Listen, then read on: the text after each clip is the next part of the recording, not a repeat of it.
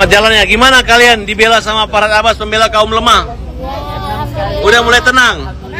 Aman ya? Saya pastikan kalian gak akan dihina lagi. Mulai hari ini si NP gak akan mempermalukan kalian lagi. Mas, makasih ya, harus sampai rumah. NP gak akan berani, dia udah tahu kamu laporin, gak akan berani nyongol-nongol di TV lagi dia. Dia pasti gak akan berani lagi. Percaya deh, lawan kezoliman, lawan kejahatan, lawan fitnah. Ya, saya mikirnya gimana caranya saya bisa operasi Mas Agus secara cepat. Dan ingat ya, waktu pertama saya nggak langsung dibilang diagnosa, itu nggak bisa lihat dua-duanya, itu nggak ada. Kalian boleh cek video saya part pertama, kedua, itu tuh waktu dia menjelaskan, yang kanan apa kiri saya lupa ya, nggak hafal. 95% tidak bisa melihat. Tapi yang satu lagi itu kemungkinan masih bisa dipertahankan. Kok sekarang berbalik, saya dapat info katanya dia nggak bisa ngelihat sama sekali. Kalau emang dari awal dia ngomong kayak gitu, ngapain saya bilang itu untuk berobat gitu loh poinnya. Tapi sekarang apa buktinya, saya malah dilaporkan gitu.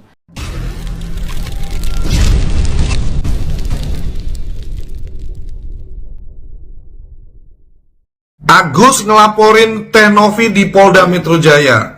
Waduh, Gus.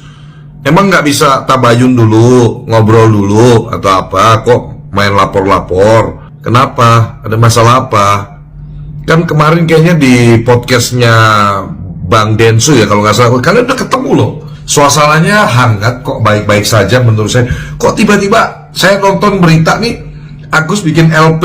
Kalau nggak salah, dugaan pencemaran nama baik. Ini didampingin oleh Bang Farhad Abbas sebagai kuasa hukumnya. Gus, hati-hati, jangan ada orang yang menunggangi atau bujuk-bujukin kamu, karena bikin laporan polisi itu panjang prosesnya. Dari tahap bikin laporan, terus penyelidikan, itu nanti melibatkan ahli dulu. Ada ahli pidana, ada ahli bahasa, kan ini terkait pencemaran nama baik nih, kalau benar terkait pencemaran nama baik. Terus nanti kalau memang ada unsur pidananya, baru naik ke tahap penyidikan. Tahap penyidikan pun nanti kamu dipanggil lagi, terlapornya dipanggil lagi, kemudian nanti melibatkan lagi, ahli pidana, ahli bahasa, ahli ITE, terus nanti gelar kalau memang sudah dirasa cukup, gelar sampai ke penetapan tersangka. Itu kalau semuanya berjalan mulus. Tapi kalau seandainya dalam proses penyelidikan, belum tahap sidik nih, baru lidik, ternyata tidak ditemukan bukti-bukti atau unsur pidana yang kuat, laporan polisinya kamu ini nanti bisa dihentikan penyelidikannya oleh polisi. Dan jangan lupa, proses untuk laporan polisi dalam pasal pencemaran nama baik dan lain-lain itu wajib harus ada restoratif justice. Yang jadi concern saya adalah kondisi kesehatan Agus ini, kan saya kira effortnya atau energinya lebih baik dicurahkan untuk mencari rumah sakit atau dokter terbaik untuk bisa memulihkan penglihatan Agus. Ini menurut saya, dengan kita lihat sikon ya, kondisi kamu, daripada kamu bikin laporan polisi, itu kamu sebagai pelapor kalau dipanggil untuk dimintain klarifikasi, BAP dan lain-lain, wajib datang. Belum lagi nanti kamu jadwal harus ke rumah sakit. Oknum yang memanfaatkan Agus, yang bujuk-bujukin Agus untuk bikin laporan polisi, ini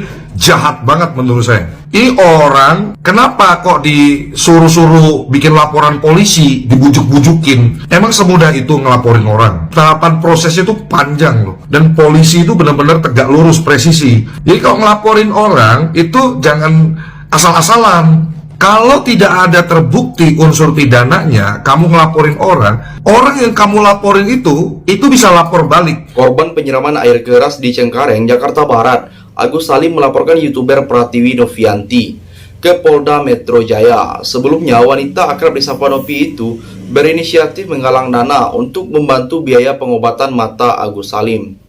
Kabid Humas Polda Metro Jaya, Kombes Pol Ade Ari mengatakan, Agus Salim pun melaporkan dengan tuduhan pencemaran nama baik dan Undang-Undang ITE pada 19 Oktober 2024 lalu. Saudara Agus melaporkan dugaan pencemaran nama baik atau fitnah melalui media elektronik sesuai dengan ketentuan Undang-Undang ITE, katanya. Jadi, bagaimana tanggapan kalian? Tinggalkan komentarnya di bawah. update terbaru, Agus melaporkan Mbak Novi ke polisi. Terus ada juga Agus bilang kalau Mbak Novi itu nggak punya harga diri. Gini deh, dengan dia sewa pengacara untuk ngelaporin Mbak Novi aja itu udah salah.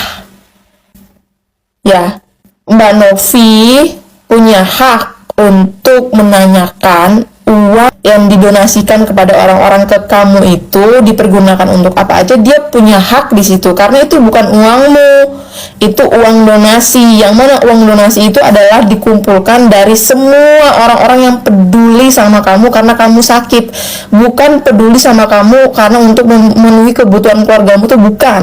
Orang donasi itu untuk ngobatin mata, ya, bukan untuk ngobatin kebutuhan rumah tangga yang kurang, itu bukan. Kalau memang uangnya masih utuh, balikin uangnya ke Teh Novi 1,5 M ya, utuh 1,5 M, balikin ke Teh Novi. Terus kalau memang mau donasi lagi, silahkan buat donasi lagi dengan nih headline-nya ya, donasi untuk memenuhi kebutuhan rumah tangga Agus. Monggo silahkan. Jadi uangnya udah kekumpul, bisa dipakai untuk donasi lu, untuk kebutuhan lu.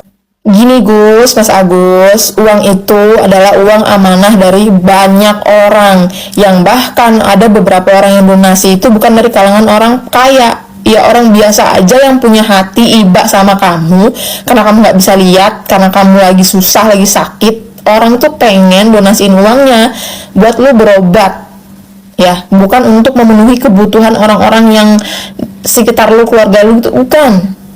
Lu gemes tuh nggak? Istilahnya udah dibantu nih, malah ngatain orang yang dibantu, terus ngelaporin ke polisi. Bisa nggak ngalah gitu loh? Ngalah, kamu tuh lagi susah, hidupmu lagi sakit, lagi susah, nggak usah mempersulit diri. Ngalah, minta maaf kek, ya udah perjelas semuanya, nggak usah bohong-bohong, nggak usah udah uangnya sisa berapa. Kalau katamu kan bilang katanya uangnya masih utuh, ya udah balikin semuanya 1,5 M ke Novi nih. Terus kamu buka lagi donasi sendiri. Donasi untuk memenuhi kebutuhanmu sendiri. Di sisi lain, Ade Ari menjelaskan, laporan ini dilayangkan lantaran Agus merasakan terancam dan dituduh menyelewengkan dana donasi yang telah diterimanya. Ada tuduhan dan fitnah yang menyebutkan seolah-olah pelapor tidak amanah dan adanya dugaan penyalahgunaan dana donasi tersebut, jelas Ade. Namun, Pratiwi mengungkapkan kekecewaannya di akun TikTok pribadinya karena merasa donasi yang telah diusahakannya tidak sepenuhnya digunakan untuk pengobatan oleh Agus Salim. Unggahan Pratiwi menjadi viral dan Agus yang merasa nama baiknya tercemar serta keberatan dengan pernyataan tersebut yang menuduhnya menyalahgunakan uang donasi. Sehingga ia memutuskan untuk melaporkan masalah ini ke pihak kepolisian dan menggandeng Farhad Abbas sebagai kuasa hukum Agus. Bagaimana tanggapan kalian? Silahkan tulis komentarnya di bawah. Inilah tandane orang yang gak tahu diri. Sudah ditolong malah jelek-jelekin, sudah ditolong malah nikem. Gak ada Gus yang hina kamu. Yang hina kamu itu ya kamu sendiri. Kamu itu gak tahu terima kasih, gitu loh.